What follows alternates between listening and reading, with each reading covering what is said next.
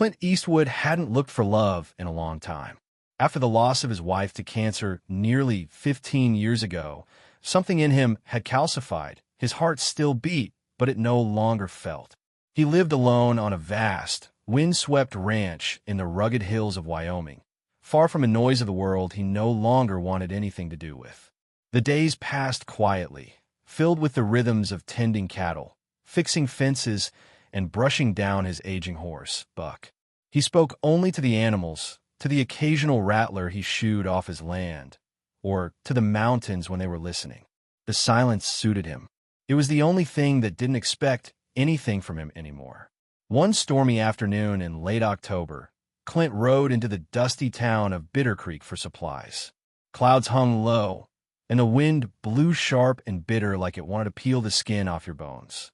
His coat was soaked through by the time he tied Buck outside the feed store, and his boots left muddy prints on the wooden planks. As he made his way across the street to the general store, he heard shouting, loud, drunken, and mean, coming from the far end near the sheriff's office. A man in a stained vest and half-buttoned shirt was yelling, waving a bottle in one hand and gesturing wildly at a woman standing beside him. She was barefoot, her dress soaked and clinging to her thin frame, and her arms crossed tightly across her chest. Her eyes didn't meet anyone's. She stared somewhere beyond the horizon like she wasn't really there. "I'm done with her," the man shouted, his words slurred with whiskey. "She's no good. A curse on me, a waste of time.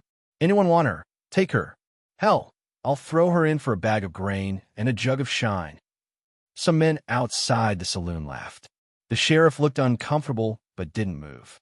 This was the kind of town where certain things weren't said out loud, even when everyone knew they were happening. The woman, bruises visible along her neck and arms, didn't speak. She didn't cry, didn't flinch, didn't even blink.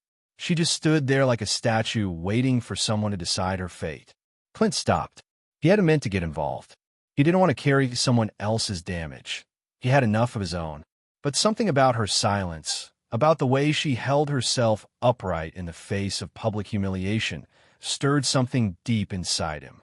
Maybe it was that she reminded him of his wife in her final days, fighting quietly, dying with dignity.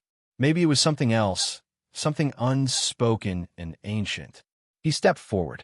"I'll take her," he said, his voice low and cold. The street fell quiet. Even the wind paused. The drunk turned around, blinking in confusion. "What did you say?" "I said I'll take her," Clint repeated. "Right now? You done with her?" "Then she's mine." The sheriff narrowed his eyes. "Clint, you serious about this?" Clint reached into his coat and pulled out a wad of cash. He peeled off several bills and handed them to the sheriff. "For her release. Legal or not, it's done."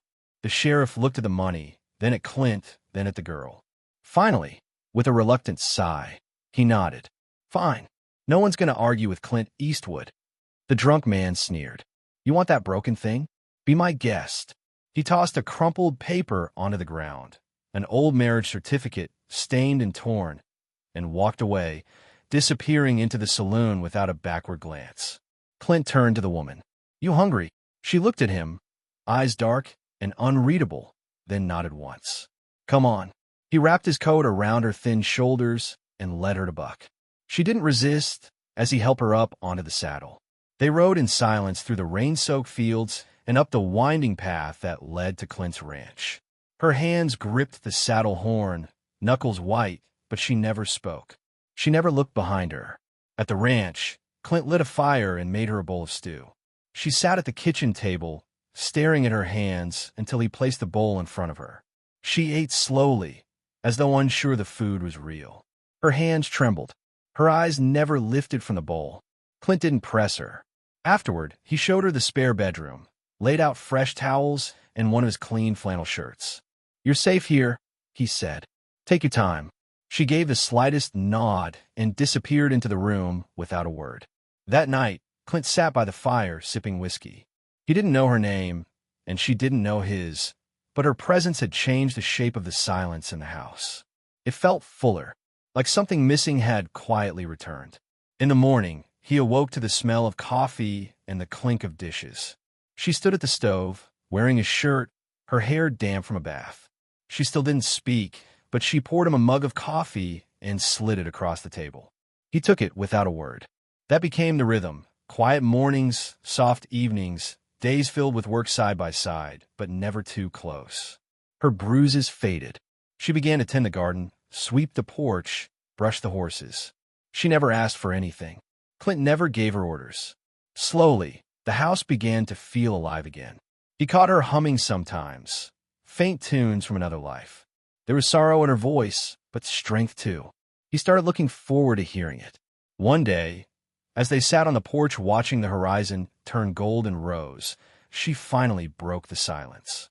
"My name's June," she said. Clint nodded. "I'm Clint." She smiled faintly, as if that was enough. They were two broken souls, not looking for salvation, just survival. But in each other's presence, healing had quietly begun. It wasn't love, not yet, but it was something close, something warm, something alive. Clint and June settled into a rhythm that needed no explanation. Each morning, she woke before dawn and moved silently through the kitchen, making coffee and slicing bread while the sky was still dark. Clint would ride out to check the fence line or work with the cattle, tipping his hat to her as he passed, sometimes catching the faintest curl of a smile on her lips. Though they exchanged few words, something quiet and steady was building between them. Not love, not yet, but a sense of safety, of grounding. June had lived too many years in a house where every footstep could lead to a slap or a scream, so the absence of violence felt like a miracle. Clint, for his part, had forgotten how it felt to share space with another soul who didn't expect him to be anything more than what he was. Her presence filled the long hollows left by grief, not all at once, but gently, like snow gathering on a rooftop. They worked the land side by side, mending fences, stacking hay, brushing horses, and sometimes just standing on the porch in silence while the sun dipped behind the pines. June began to speak in small doses, asking where things went in the kitchen, offering thoughts on which seeds to plant, pointing out which fence boards looked weak. Clint listened without judgment, and she started to trust that he wouldn't raise his voice or shut her down. She began singing again, too, just softly when she thought he wasn't near, old hymns and lullabies half remembered from a life long buried. Clint didn't mention it, afraid he might scare the sound away. He didn't say much, but he'd pause in his chores when she sang, letting the sound wrap around him like a familiar quilt. One afternoon, as they rode out to a distant pasture together, June asked him why he took her in that day. Clint thought for a long moment. "I saw myself in you," he said finally, "and I couldn't leave myself there." The words hung in the air between them, simple and true. June nodded, understanding more than she could say. That evening, she brought him a pie she'd baked from the last of the summer berries. It was a small gesture, but it meant something. They ate on the porch, forks clinking gently against the tin pan, fireflies flickering in the dusk. Afterward, she leaned her head on his shoulder for just a moment. No words, no promises. He didn't move. He let her stay there as long as she needed. Days turned into weeks, and the ranch transformed around them. The garden grew thick with vegetables, the barn was cleaned out and organized, and the horses, once restless, seemed calm. Clint noticed little changes in himself, too. He started shaving more often. He swept the porch before June could. He made repairs not because they were necessary, but because he wanted things to be good for her. Sometimes he caught himself watching her from the window, her hands in the soil, her dress catching the breeze, and felt something like hope flicker in his chest. June began painting again, using old boards and leftover house paint to create landscapes she remembered from childhood. Rolling hills, wildflowers, oceans she'd never seen. Clint offered her the empty shed as a studio, and she accepted with tears in her eyes. "No one's ever given me space to just be," she whispered. "Not even when I was a girl." He didn't know what to say, so he just nodded, but later that night, he left a new set of brushes outside the shed door. One morning, she didn't come down for breakfast. Clint knocked softly on her door and heard muffled sobbing. He didn't ask what happened, didn't pry. He made her tea, left it outside her room, and went about his chores. She emerged at sundown, eyes puffy but steady, and sat beside him at dinner. "Some days are harder," she said, "but you don't make it worse." That was all she needed to say. He understood. Grief had taught him that silence could be sacred. The next morning, she was back in the garden, humming again. By the time the leaves began to turn, Clint realized he was smiling more, laughing, even in low rumbles that startled the horses. June told him he had a nice laugh, and he blushed like a schoolboy. They started walking together in the evenings, past the stream, into the meadow, under the wide, star-choked sky. She told him about her childhood, growing up in Arkansas, her love of art, her dreams that had withered in the wrong marriage. He told her about his wife, how they'd met at a rodeo, how cancer had taken her too quickly, too cruelly. They talked about everything and nothing, the kind of talk that stitches two people together stitch by slow stitch. One night, under the stars, June reached out and took his hand. He didn't pull away. They stood like that until the cold crept in, then walked back to the house without a word, hearts warmer than their coats. Fall deepened. The harvest came in. Clint and June canned vegetables together, stacking jars of bright red tomatoes and golden peaches like jewels on dusty shelves. They fixed up the chicken coop, painted the barn door, even built a bench from old wood they found in the loft. The ranch felt less like a place Clint was hiding in and more like a place they were building together. Still, no one used the word love. It was too delicate, too sacred, too fragile to be spoken aloud. But one night, as they sat beside the fire, June laid her head on his shoulder again, and this time, he put his arm around her. She closed her eyes. He kissed her hair. The moment held them like a breath, full of everything they couldn't say. Later that night, Clint stood outside, looking up at the stars. He remembered the man who had thrown June away like a broken thing. He remembered the silence that had ruled this house for so long. And now, there was warmth in the kitchen, laughter in the halls, paint on the shed door. There was healing. Not perfect, not fast, but real. He turned and looked through the window, saw June curled on the couch with a book, her hair glowing gold in the lamplight. He didn't know what the future held, but for the first time in years, he wanted one. Winter came early that year, blanketing the ranch in a thick layer of snow by late October. The mountains turned white overnight, and the creek froze mid-song, trapped in sheets of ice so clear they looked like glass. Clint chopped wood each morning while his breath fogged the air, and June kept the fire stoked, filling the house with a warm sense of stew, fresh bread, and cinnamon. The days grew shorter, the nights colder, but the house never felt empty. They spent more time indoors, reading, playing cards, laughing in low, easy tones that had once felt foreign in Clint's home. June painted constantly, her canvases growing bolder with color and light.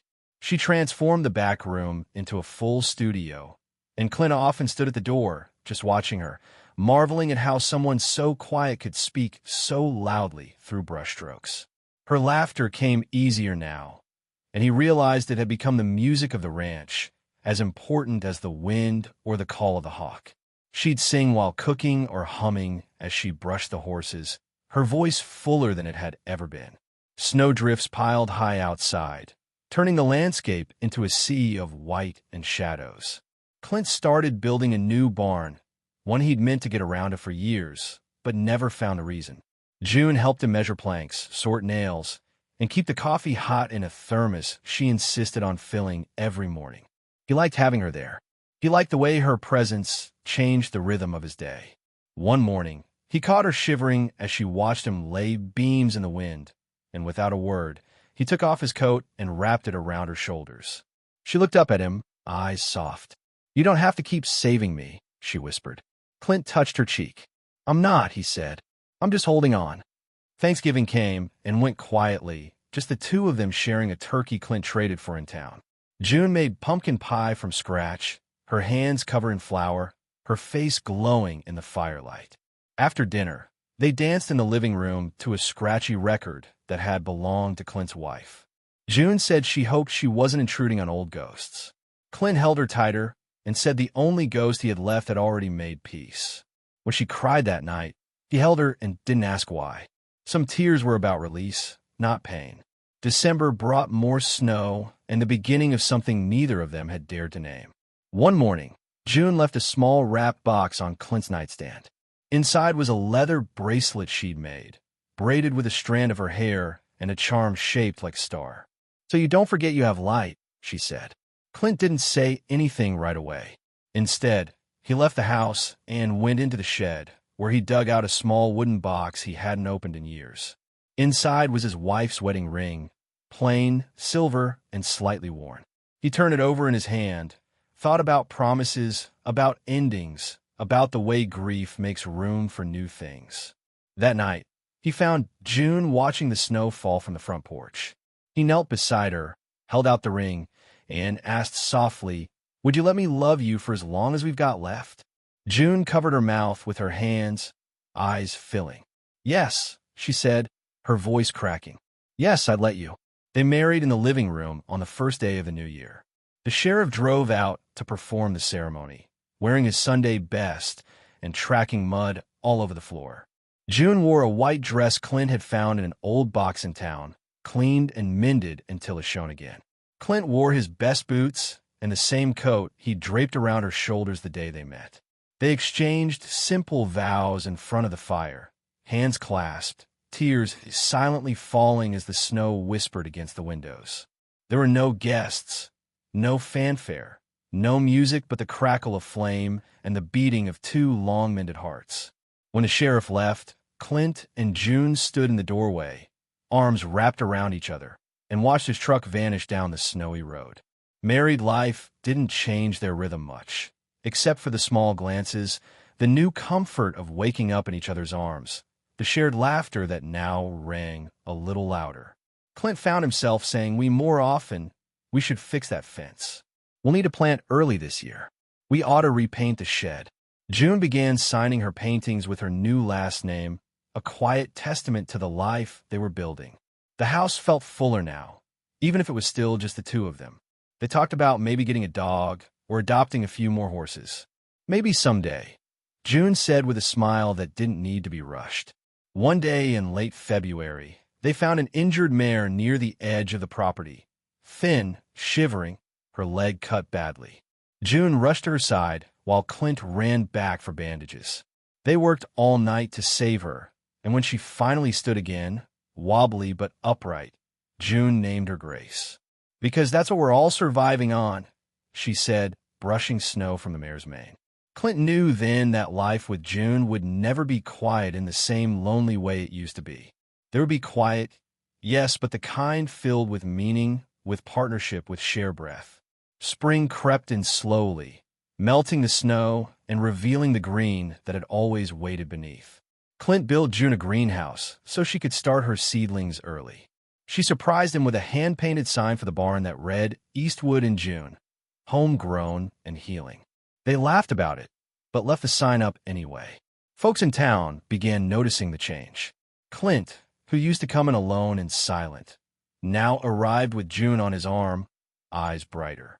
People who once whispered about the broken woman taken in like stray cattle now nodded respectfully. Even the sheriff said, "Didn't think I'd ever see you happy again, Clint." June just smiled. He didn't either. On the 1-year anniversary of the day Clint brought her home, June cooked the same stew he'd made for her that night. They ate it by candlelight, and afterward, June handed him a small wrapped bundle. Inside was a journal, its pages hand-bound, the cover painted with a scene of their ranch at sunset. "To remember where we came from," she said. Clint wrote the first entry that night. "I didn't save her. She saved me, and we're saving each other still." As the months passed, the ranch flourished under their care. New animals were born, fields ripened, and laughter became as common as the morning frost had once been. Clint and June worked side by side, hearts stitched together by time, grace, and a mutual decision to begin again. Neither of them spoke much about the past anymore. It had been acknowledged, honored, and set to rest. What mattered now was the present and the small, sacred future they built each day, fence post by fence post, breath by breath, kiss by kiss.